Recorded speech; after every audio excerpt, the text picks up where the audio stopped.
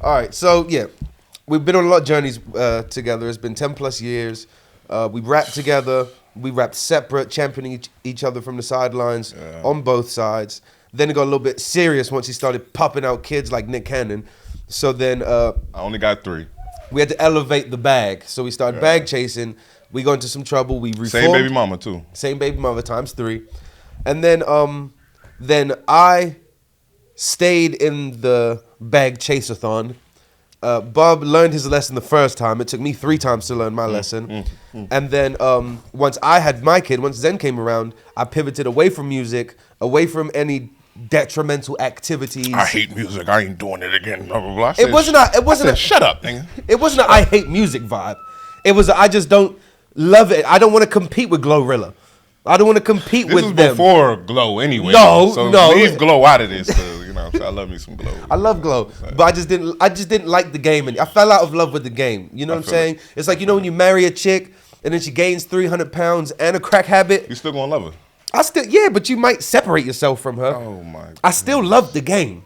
Yeah. I still had to get my creative nut off. Just need a little second. Yeah, I just needed to chill for a second. Yeah. And then that's when we created Nothing But the Truth. Yeah. We did about 15 episodes of Nothing But the Truth. It's just me and you talking fatherhood. Yeah. Go play before I turn off the lights in there. Yeah, so and then fast forward a little bit more, Bob was like, I love you dearly, but I'm going back to music. No. You go and talk to these people, okay? I ain't about to sit down and talk with you every week. I love you, but I need to hit the booth. Okay, so look, just to get some perspective on that, trying to figure this shit out has been an up and down road, you know what I'm saying? Like, for sure. And since I had a moment where shit went up for me, I started seeing a lot of things differently. Don't breeze past that, because that was a good moment to highlight. Okay? Right before we started the podcast together, this man hit 1 million streams with his song Front Porch. Yes, Front Porch went stupid. First time going viral. Everything's just like going crazy to me. I'm learning. I sat down, got serious, and I'm like, you know what? I'm getting serious with this content shit. I started posting every day, blah, blah, blah.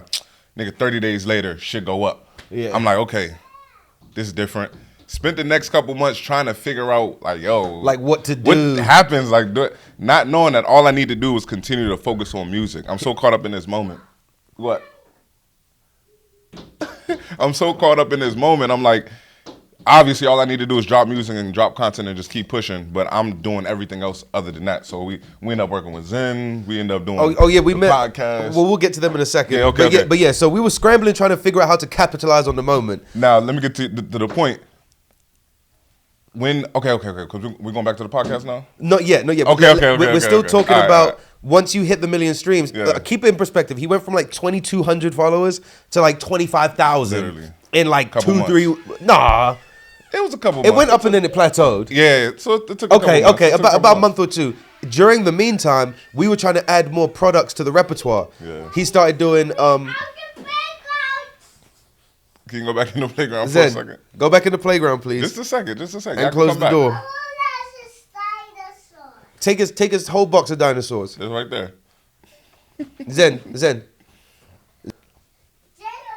Come on. Grab your dinosaur. Oh, there we go. They're over there. If you don't throw them around, maybe you would know where they were. Don't throw your dinosaurs around, please. So we were trying to add products to the repertoire. I'm in his ear like, all right, now that the music here, we need the content. We need a sub-product. We need clips, 100 clips for the same song. So then we developed a product called Messages. Yeah. We went so stupid with the messages, we traveled. Message was before. Message was before? It was before. I don't know. Remember, it just hit me out of nowhere. That's when I started. Yeah, that is true. It was right before. Okay. So it was kind of like hand in hand, but when the music took off. So we were just doing a lot. Yeah. We were doing a lot. We were traveling. We had shows in DC, shows in LA. Cali, yeah. I'm pretty sure, didn't you go to Arizona with Lex? Did I go to Arizona? Did you go somewhere to do a show with Lex?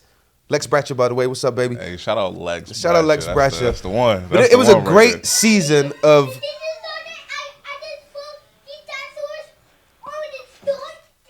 Zen, go in and close the door.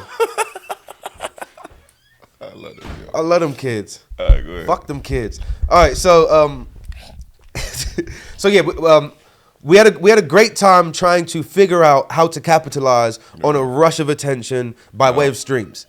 And I think now that we look back on that, everything we went through prepared us, getting ready for something that was bigger than anything that we could imagine. 100%. And that was the Zen Martin Show. Yeah. Now, like I've mentioned before, I actually don't know if I've mentioned it.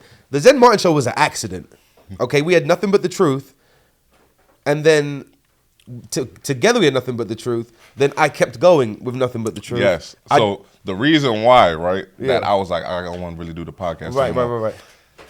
I never liked the idea of like just having people come onto your show, and I get it. Like Yeah. it makes sense. You know what I'm saying? Like you bring them onto your platform, help boost your platform, et cetera, et cetera. But then I felt like the value was becoming in other people. Yeah, every time we had a moment, it was because of the guests we brought on. You know what I'm saying? We I'm had- like, how do we build something in house? Right.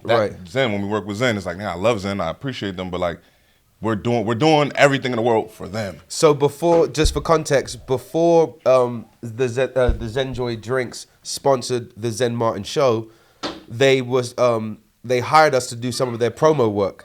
So a lot of our promotion was promoting them solely. Yeah, we had Bob's music in the background. We had our likeliness in the videos. We went crazy, bro. We went dumb promoting that. Now, just for backstory, I met the owners. Sorry, Daniel Osborne and his team. I met them during COVID, and what was funny was I met the Zenjoy guys when Zen, my son, was in his mother's stomach. So Daniel Osborne was hosting a non-profitable poker game in long story short, I'm going to the poker games, and then he kept bringing the drinks, and I was like, yo, you know what's funny? My girl's pregnant right now, and I'm about to name my son Zen. Ha ha ha. Forgot about it for 2 years, but I was still cool with Danny, and then Danny hired me and Bob to do their marketing campaign. So fast forward a few more years from there, when I had the Zen Martin Show, it was a no-brainer to have them back on to sponsor the show. So shout out to Zenjoy for being part of the journey. Boom. Like subconsciously. Boom. So it's doing all of that, and I'm like, yo, the value is with outside sources. You know what I'm saying? That's been my biggest problem. Is always giving my value to everybody else. I'm like, all right, if you got this motherfucking cup, and my cup is full right now, but I keep, here you go. I keep giving away my water to everybody else. Back in. And ain't nothing being poured in mine. I'm just like, I'm not really feeling that with this. Right. Like, not that I don't like care about other people, but like, why am I going to sit down and talk to this person that don't give a fuck about me? Yeah. You know, they're here for their own. And the brands don't even coincide. You feel me? So I'm like, blah, blah, blah. So we had that talk, and like, I appreciate our relationship because we can sit down and have those difficult, uncomfortable talks without like. And we did. You know what I'm saying? Without no hard feelings at the end of the day. Yeah, nigga was a little upset at me. He rubbed it in my face for like 4, 3, 5, 6 months. But What it was, he felt this way 4 episodes before he ever said anything. But during those 4 episodes, he was evaluating, if I leave, is this man going to be left high and dry? Yeah. So he kind of like watch the operations of stuff before saying, all right, bro, I can see you got it. You got this shit. I'm out. Yeah, I'm like, nigga, you don't even need, I barely be talking most of the time. You know what I'm saying? I'm like, you got this shit, bro. And moving forward, let's get right to when this shit happened. Who's you with? Who's he waiting for? Exactly.